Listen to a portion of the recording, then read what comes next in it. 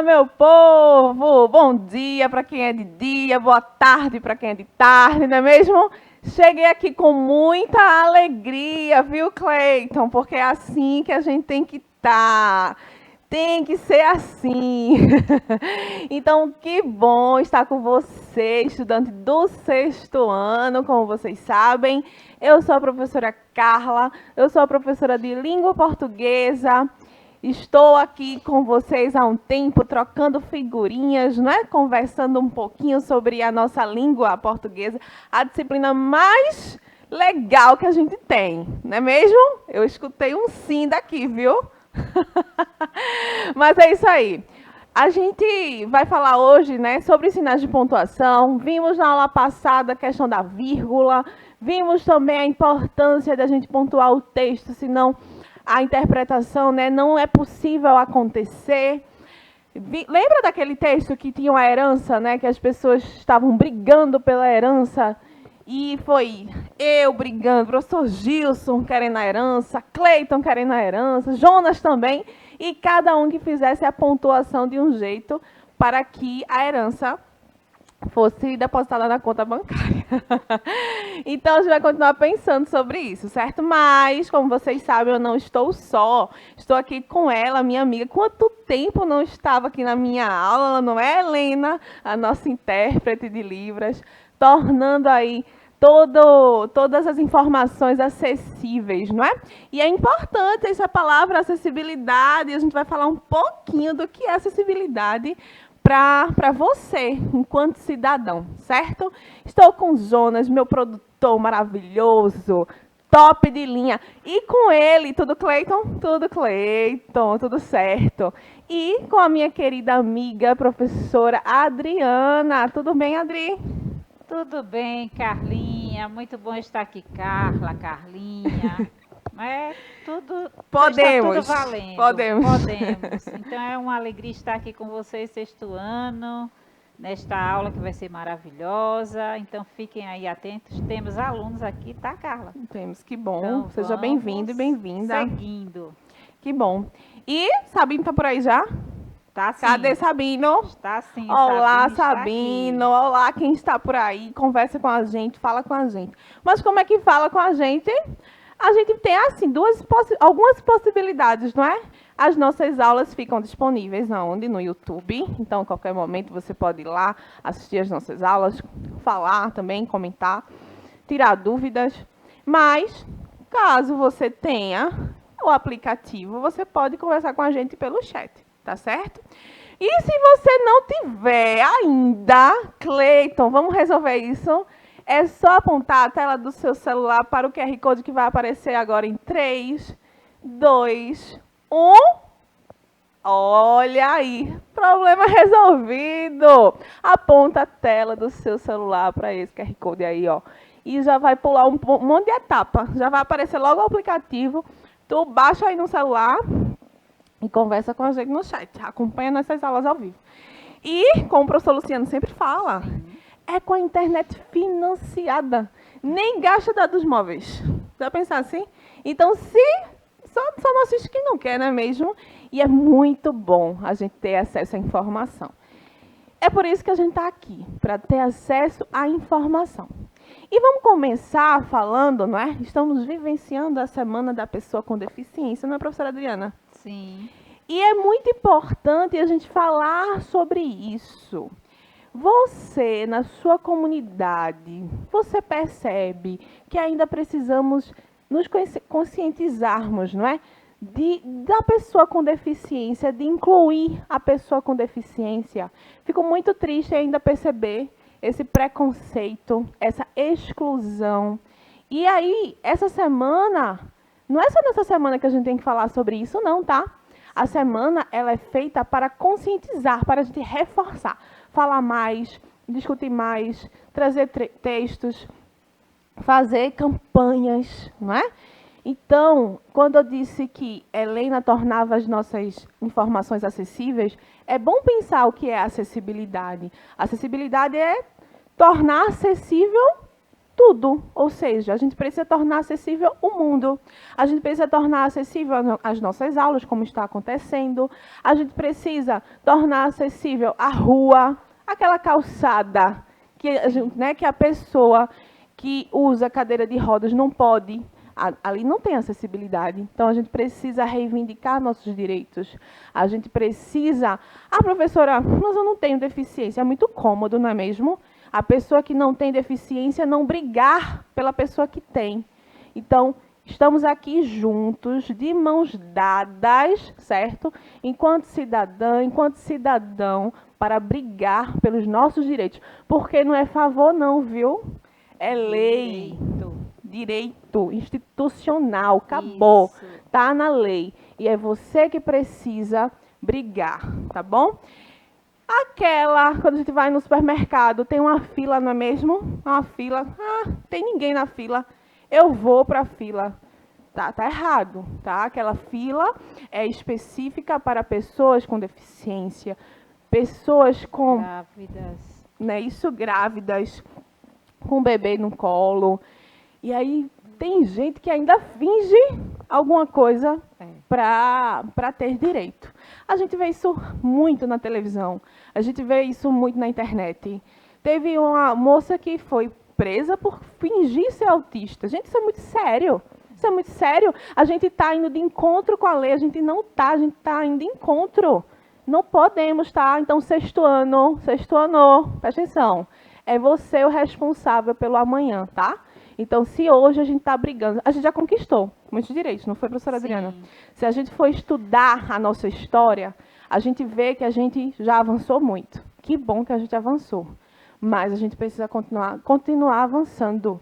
Então, para isso é que a gente estuda. Para isso é que a gente tem informação. A informação é poder. Já ouviu falar disso? Que a informação é poder? É justamente porque quem tem informação não se deixa enganar. Então, é muito importante falar disso. E principalmente nesse período que a gente vive, tá? De pandemia, período político. Então, consciência, crítica, sempre. E acessibilidade em tudo que a gente faz.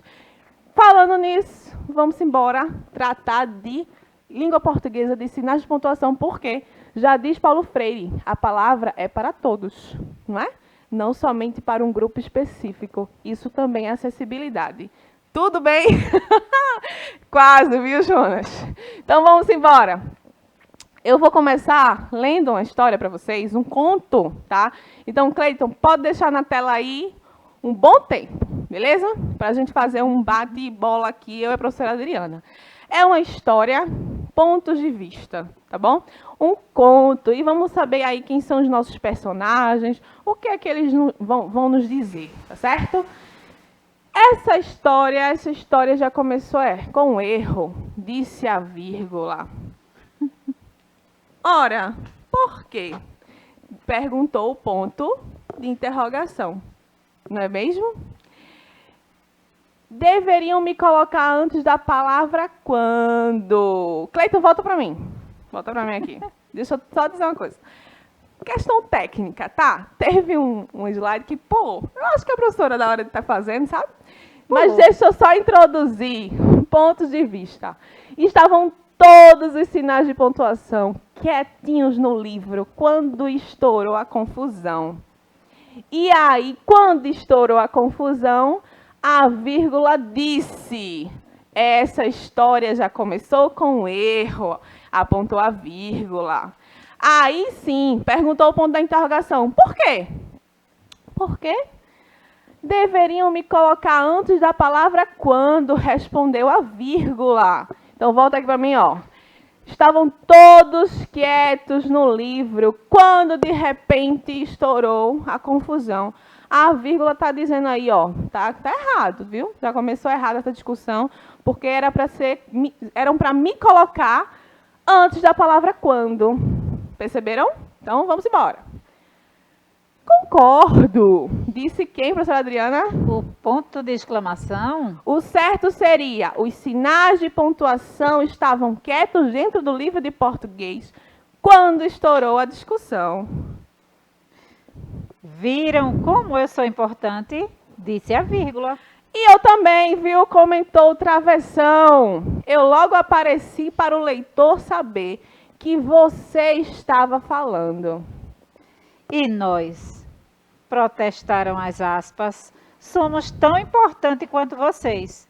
Tanto que, para chamar a atenção, já nos puseram 2 vezes nesse diálogo. O mesmo digo eu, comentou os 2 pontos. Apareço sempre antes das aspas e do travessão. Estamos todos a serviço da boa escrita, disse o ponto de exclamação. Nossa missão é dar clareza aos textos. Se não nos colocarem corretamente, vira uma confusão como agora. Às vezes, podemos alterar todo o sentido de uma frase, disseram quem? As reticências. Ou dar margem para outras interpretações. É verdade, disse o ponto. Uma pontuação errada muda tudo. Se eu aparecer depois da frase, a guerra começou, disse o ponto de interrogação, é apenas uma pergunta, certo? Mas se eu aparecer no seu lugar, disse o ponto de exclamação, é uma certeza. A guerra começou. Olha aí, nós aí de novo, disseram as aspas. Pois eu estou presente desde o comecinho, disse o travessão. Tem hora em que, para evitar conflitos, não basta de um ponto, não. Nem uma vírgula, é preciso de quê? Dos 2, disse o ponto e vírgula. Aí entro eu. O melhor mesmo é nos chamarem para trazer paz, disse a vírgula. Então, ó, que nos usem direito, disse o ponto final e pôs fim à discussão. Conto de João Anzanello. Gostaram? Maravilhoso. Legal, né, professora? É a função metalinguística, né? A gente falar da língua usando a língua. Que coisa linda! É linda mesmo, viu, Josi? Língua portuguesa é lindo demais. E, ora, deixa eu perguntar. Vocês perceberam que o nosso conto, não é? O nosso texto é um texto que traz aí os personagens bem peculiares, né? Não é a professora Adriana, Sim. Não é a professora Carla, não são pessoas aí falando, mas sim, quem são os nossos personagens, não é mesmo? São os sinais de pontuação. Mas antes, deixa eu te dizer uma coisa. Para falar de sinal de pontuação, a gente usou um conto. Tu sabe aí o que é um conto?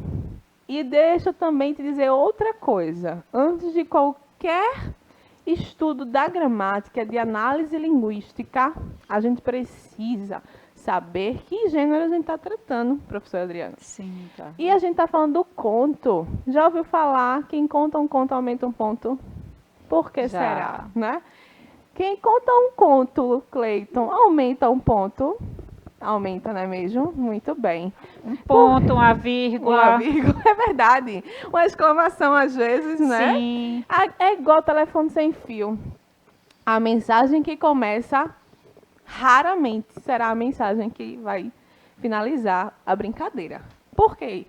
Porque o conto, tá? É um gênero textual, né? Um gênero de texto de tipo narrativo que, como o próprio nome diz, conta a história.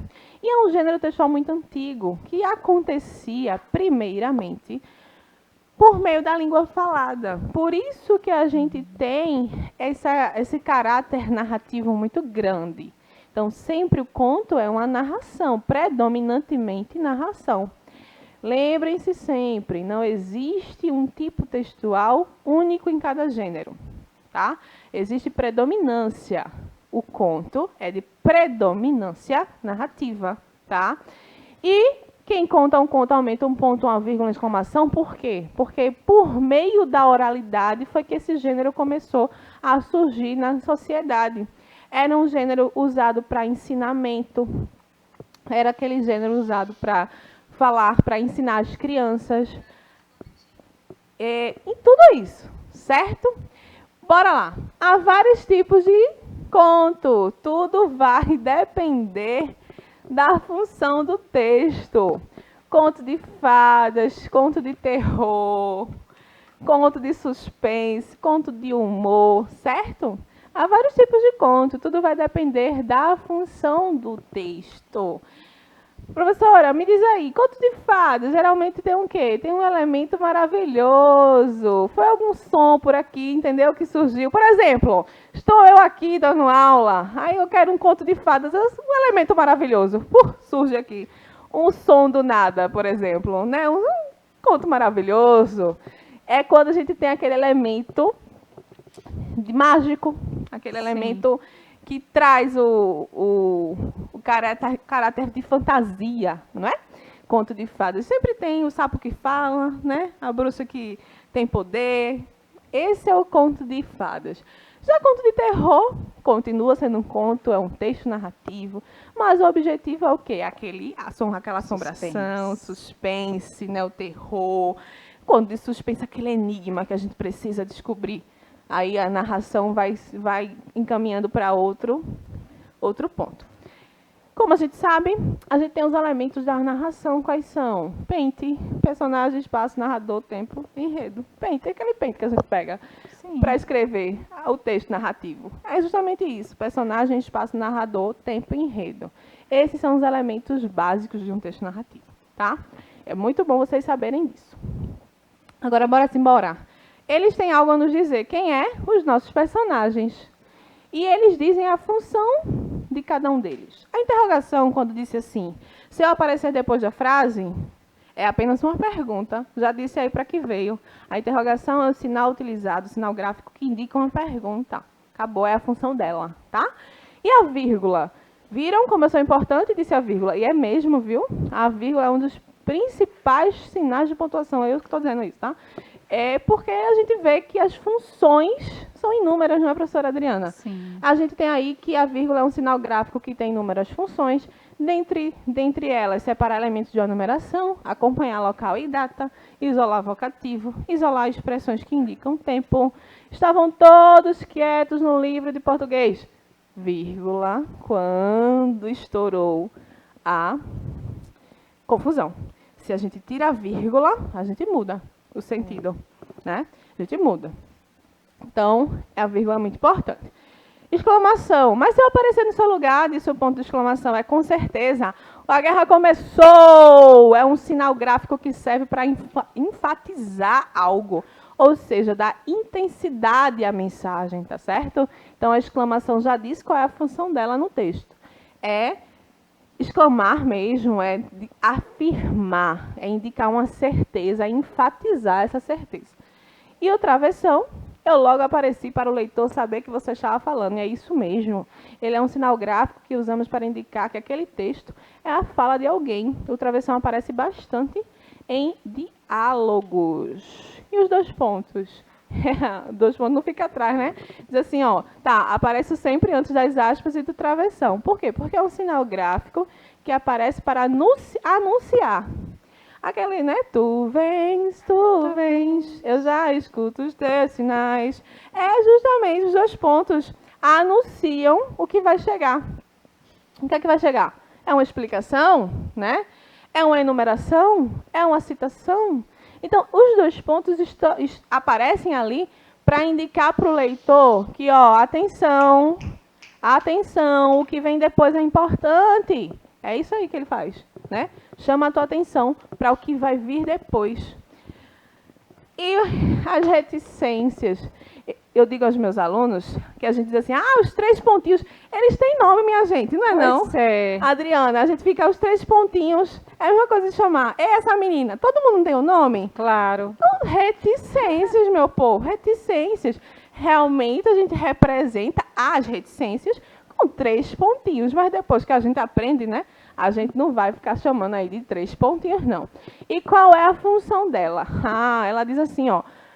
Podemos alterar todo o sentido de uma frase, disseram as reticências. É um sinal que também tem muitas funções, dentre elas, indicar a frase incompleta, que a frase está incompleta, deixar a interpretação aberta, indicar que aquele texto ainda continua. Vê se não é. Se eu dissesse assim, Jonas, hoje o dia está tão bom, aí Jonas poderia completar, para ler um livro. né? Se eu colocasse reticências. Se eu dissesse assim, professora Adriana, hoje o dia está tão bom, ela poderia completar de outra forma. Sim, Carla. Tá bom para quê hoje? Hoje está maravilhoso para ir à praia. Olha aí, tá vendo? Caminhar na orla. Eu diria, hoje o dia está tão bom, para quê? Para descansar, para dormir, não é mesmo? Então, cada um vai dar a sua interpretação, beleza? Por quê? Porque quando eu coloco as reticências, eu deixo a margem aberta para isso. A gente encontra em tirinhas, a gente encontra muito essa característica em textos que usam a linguagem verbal e não verbal, tá certo? E as aspas? Elas protestaram, certo? Então, somos tão importantes que para chamar a atenção já nos puseram 2 vezes. Exatamente isso, ela chama atenção. É o sinal que serve para abrir e fechar citações, destacar algo, dar um duplo sentido àquela palavra, tá? Então, quando eu digo, o dia está tão bom, e coloco aspas no bom, eu mudei o sentido do bom, tá? Eu deixei um duplo sentido aí. É bom mesmo ou ela está sendo um pouco irônica quando eu digo o dia está tão bom e faço assim, ó, com as mãos, aspas. É que eu quero dizer que o bom não está tão bom, não. Eu estou dando um duplo sentido. E é esse sinal de pontuação que permite isso para mim. Mas também serve para quê? Para indicar que aquela frase não foi minha. É uma citação, é de outra pessoa. Isso é tão importante, minha gente, quando a gente começa a escrever os textos, não é, professora? Porque Sim. aí a gente evita o plágio, não é mesmo? Evita a gente dizer que o que está dito ali foi a gente que criou, mas não foi. E se eu tivesse criado alguma coisa, eu gostaria dos créditos, não é mesmo? Com certeza. Do mesmo jeito que você, quando estiver escrevendo e foi inspiração para outras pessoas, quer os créditos. Todo mundo precisa receber os créditos do que faz. Então, as aspas permitem isso. Permite que você diga, ó, essa frase aqui não é minha, é uma citação que eu vi em tal livro, outra pessoa que falou, tá certo? E o ponto e vírgula. Tem hora que para evitar conflitos não basta um ponto nem uma vírgula, a gente bota os 2. É a pontuação que serve para organizar os itens apresentados.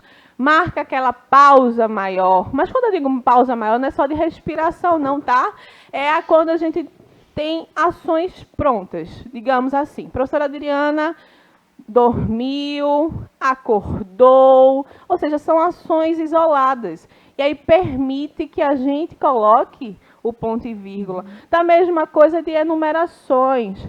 Ela foi à feira, foi à praia. Foi. Então, são ações que aconteceram. Diferente de quando eu digo, ela foi à feira e comprou banana, uva e melancia. Ou seja, a ação só acabou lá no final.